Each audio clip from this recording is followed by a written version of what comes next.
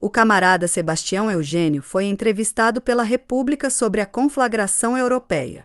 Conhecemos Sebastião Eugênio e, embora nos pese discordar dele, sobretudo neste momento, sabemos que não nos levará a mal algumas observações acerca da sua opinião, que preferiríamos ter visto expressa na nossa pequena imprensa. O ponto capital da entrevista é o seguinte.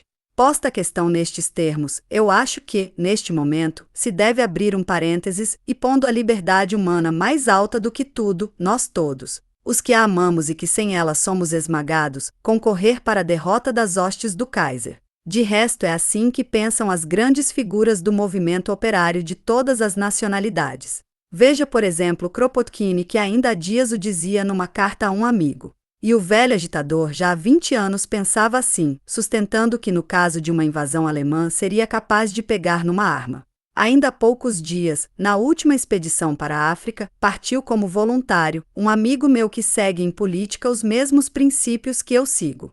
Quero, portanto, sinceramente a vitória dos aliados, que é a vitória da liberdade, o esmagamento da reação militar, capitalista e jesuítica. Nós, da nossa parte, achamos que a nossa tarefa deve continuar a ser a mesma. Não tendo podido evitar a catástrofe, como, aliás, pudemos anteriormente evitar outros desastres e derrotas menores. Devemos, como sempre, prosseguir na nossa ação própria, trabalhar, por exemplo, como dissesse Eugênio noutro ponto da sua declaração, para a organização operária. Longe de afrouxar, adquirir novas energias, ter uma boa orientação revolucionária e aproveitar os ensejos que porventura se apresentem.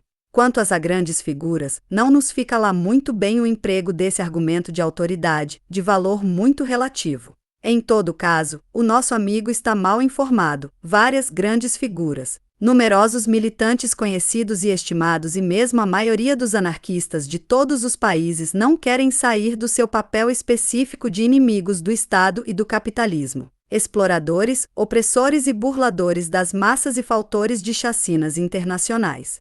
Citemos apenas um nome, o de Malatesta, cujo silêncio fora mal interpretado, o que o levou a escrever há dias a Luiz Molinari de outro. Uma carta que pertencem estas passagens.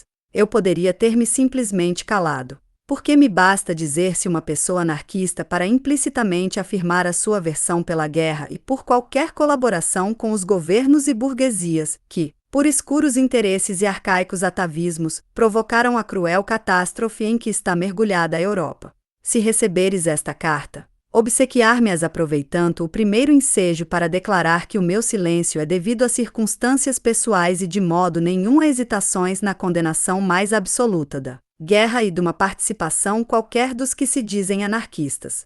Logo que puder, desenvolverei as minhas ideias a tal respeito. Na própria França, há um grande número de dissidentes, sindicalistas e anarquistas, e os mesmos que adotaram uma atitude, que com maior comodidade se discutirá no fim da guerra. Começaram já a fazer contravapor, reconhecendo certos erros e exageros e combatendo, apesar das dificuldades do momento, a reação patrioteira e clerical triunfante. Para prova os artigos de Alberto e Girard, que noutro lugar publicamos.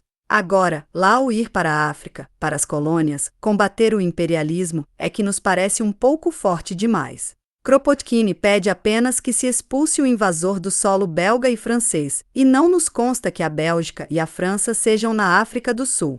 O final do trecho acima transcrito revela a alma do nosso bom Sebastião Eugênio e explica a sua maneira de ver, o que é somente um mal menor, muito relativo na sua inferioridade. Sobretudo se os revolucionários sociais abandonarem o seu ponto de vista e derem armas e argumentos ao inimigo de sempre, como C. Albert vai confessando, é considerado a vitória da liberdade, o esmagamento, nada menos, da reação militar, capitalista e jesuítica. É aquele mesmo excessivo otimismo do generoso espírito de Kropotkin, aquele otimismo que tantas vezes o traiu nas suas profecias. Na sua demasiada confiança na iniciativa e espontaneidade das massas, na sua velha concepção harmonista do comunismo. O comunismo assim a sair do solo como os cogumelos depois da chuva. Um otimismo desses passa os limites que devemos fixar para que não desanimemos, mas não andemos tampouco a confiar a torto e a direito em forças estranhas e a sair por isso do nosso caminho próprio.